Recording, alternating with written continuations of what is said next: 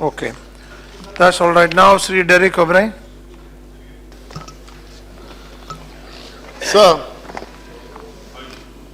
this is indeed a privilege and a reflection of this wondrous democracy of ours, where we've just heard three speakers from this side.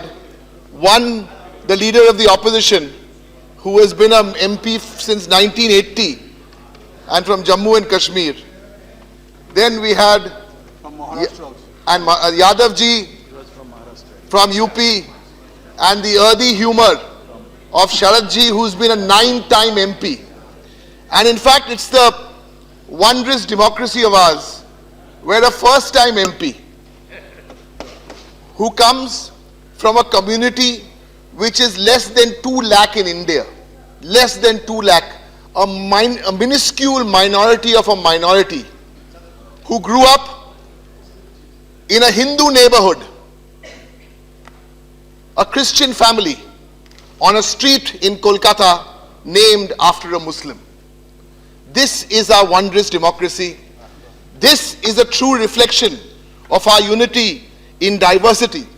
And this wondrous democracy, when you think about it, imagine a woman who belonged to a big political party, left the party 16, 17 years ago, got behind the people, the movement of Shingur, the 26-day hunger strike, and a simple petite woman, 5 foot a few inches tall, today in this wondrous democracy can come into parliament with 45, 46 of her own MPs.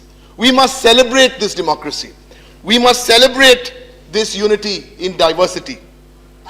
But in all what we've heard in those 18 pages and 58 points, bullet points made in the President's address to the government, we heard nothing of celebrating this great unity and diversity.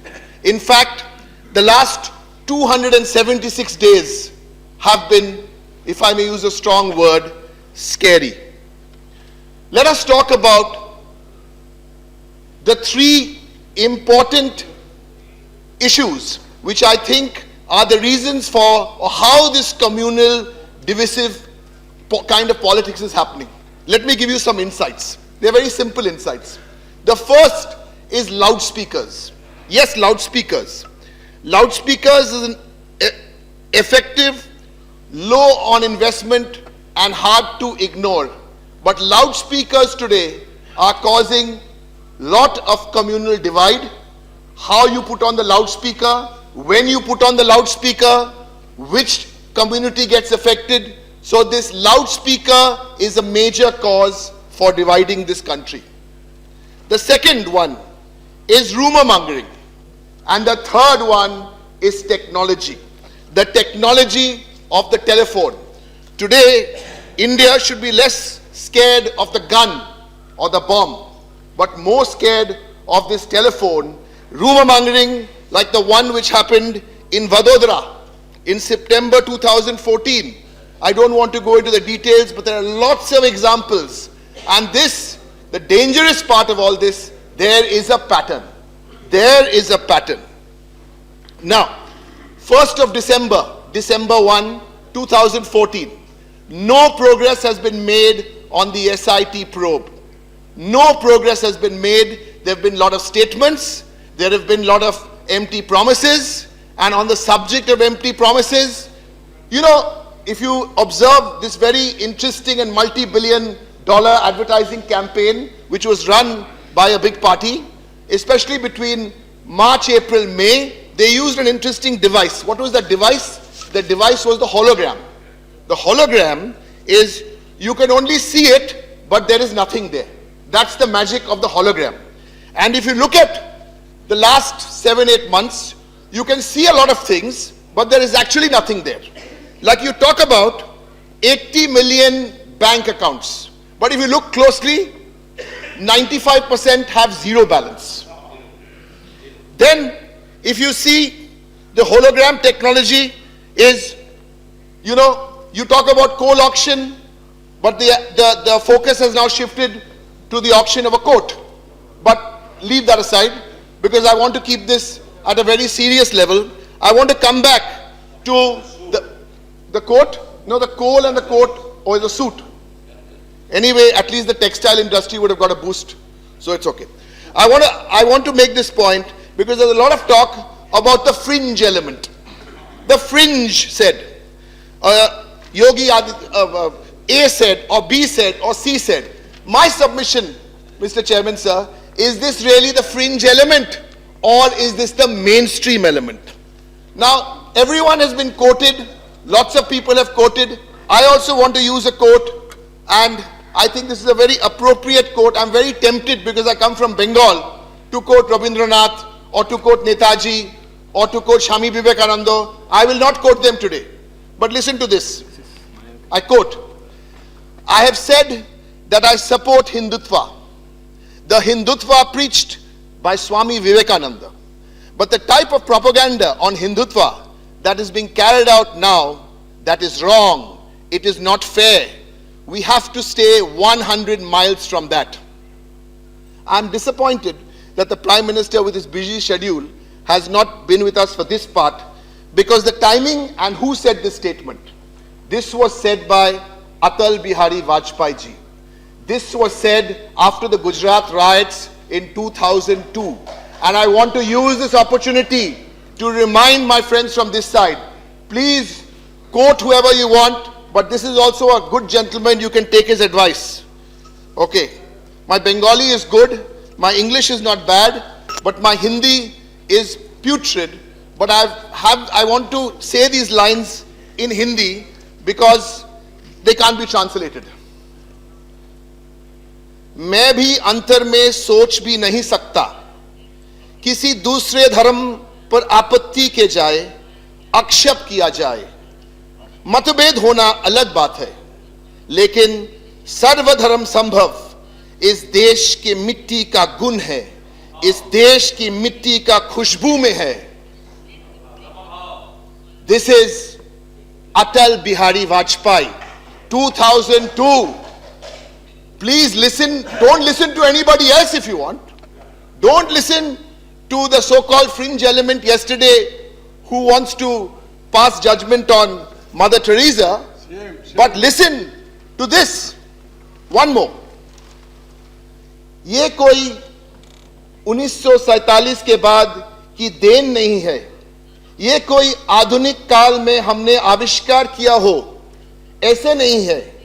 इस देश में मतरंतों के लेकर हमेशा मतभेद रहे हैं और मतभेदों को शांति के साथ शास्त्रदत्त की द्वारहुल करने की परंपरा रही है। This is again Vajpayee ji.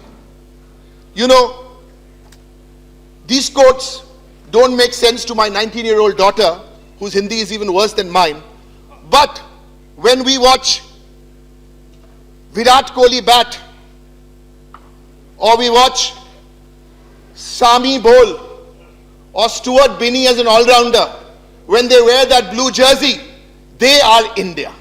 We want it to be that way, but I would have to say there is a lot of talk about a digital India, but when we hear these kind of things, we feel this is a divisive India. And I'm glad what happened in Delhi, and congratulations to AAP for the 67-3 score, because after that we are hearing some gentle noises. Now whether the gentle noises will translate into action, well, that's an entirely different story. Now often when this subject is brought up, then we say, no, leave all this communal aside, leave all this secular aside, talk development, talk numbers. So come on, let's talk some numbers. Health budget cut by 6,000 crores. Defense budget cut by 13,000 crores. HRD budget cut by 4,000 crores. Agricultural growth is down. Jobs are down. Industrial production is down. What is up? The highest number of cases in the Supreme Court today are still against disabled soldiers. Please do something about this. Let that number go up. I know the focus sometimes is on MSG. The MSG number is up. But don't forget about the MSP. MSG, for those of you who aren't familiar, is the Madison Square Garden. Lots of big numbers there. Okay. Now let me give you one state compared to the central government. I'll take my own state. GDP, India 4.9%, Bengal 7.7. Agricultural growth, India 4.6, Bengal 5.3. Industrial growth 0.7, Bengal in excess of 9. Service industry, India 6.9, Bengal 7.8. But sometimes even figures can be, we talk about women's reservation, 33 and 1/3%, 11% is the parliamentary average of women's reservation. I'm so proud that in the recent bypolls, which was held about 10 days ago, my friends across there got very excited. They did not even come second, they came third, but that's another story. You keep counting the votes, we'll count the seats. Good. Okay.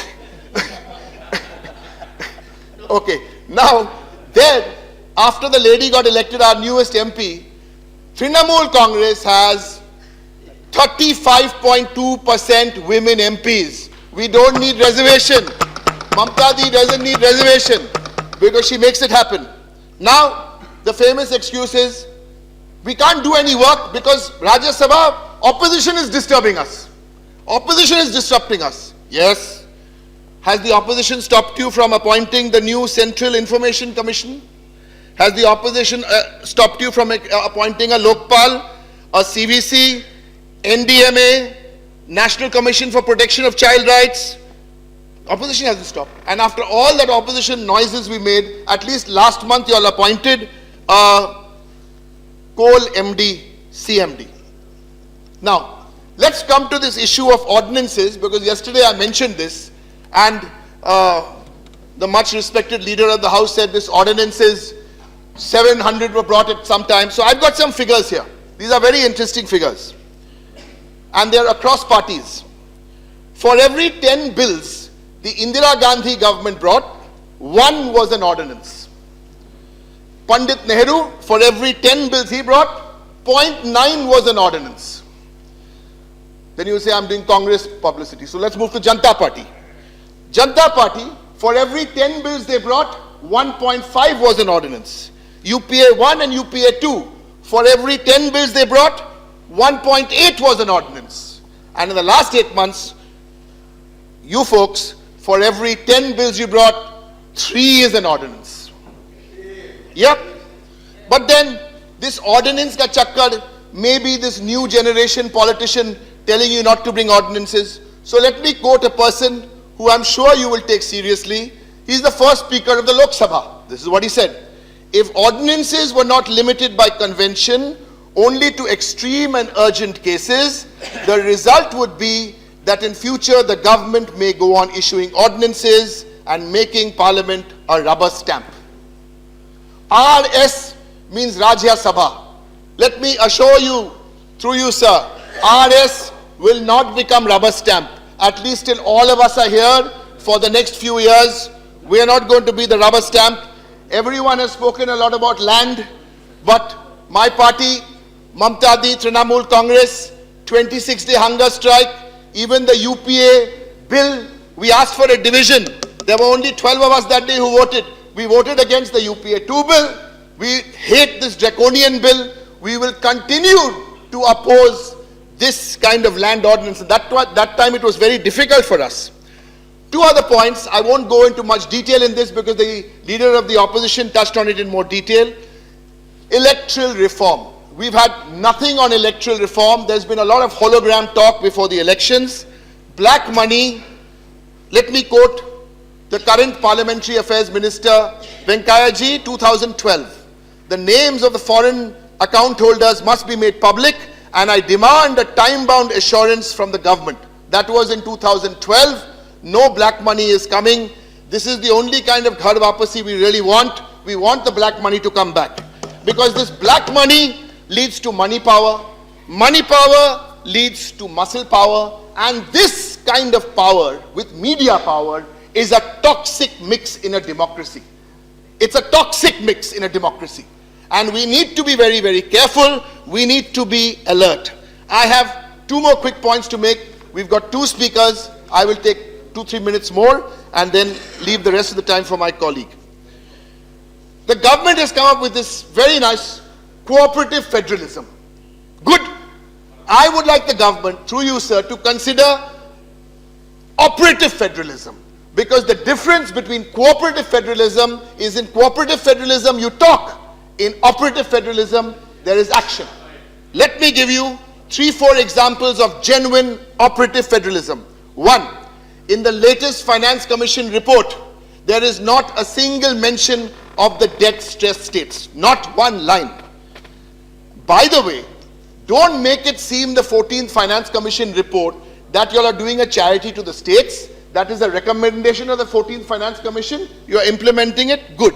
Saturday morning at the budget, grant in aid and mission mode projects. We will be keeping a close eye on this because you've done a very nice media spin saying you've done to 32 to 42%, but we have to look at the fine print. Planning Commission, again you've gone and you've changed it, you've changed the name. I suspect on the Planning Commission what really happened is you found a good name and then wanted to backfit everything to that name. Okay? Now we come to Beti, another example of cooperative federalism. Beti Bachao, Beti Padhao. 100 crores this year. If you really want to put the states on board, learn from the states. Bengal has put 1,000 crores behind a UN-backed program now called Kanyashri. It's a fantastic program. It's tried, it's piloted, it's tested, it's rolled out. Use those programs. But instead, what do you go and do? On Republic Day parade, when Bengal wants to use their tableau called Beti Bachao, called Kanyashri, something happens and you don't allow it to take part. Maoist terrorism, again, it's a very good example. Medicines, only state in India, along with few other states, 40 to 50% medicine discounts. And sir, I'll end now with this love for FDI. FDI is the solution to all the problems. But look at 2 points in FDI very, very closely. The first point is, 14 years of FDI in insurance has brought in 7,000 crores. These are not my numbers, these are your numbers. 14 years, 7,000 crores. LIC dividend for the last 10 years has been 14,000 crores, 1,400 per year. Insurance penetration, please look at this figure before you think about bringing FDI. Insurance penetration has gone down from 2009 to 2015 by 1%, and you still want to bring FDI. You want to sell us another hologram. One more speaker. Yeah, 1 minute. You want to sell us another hologram.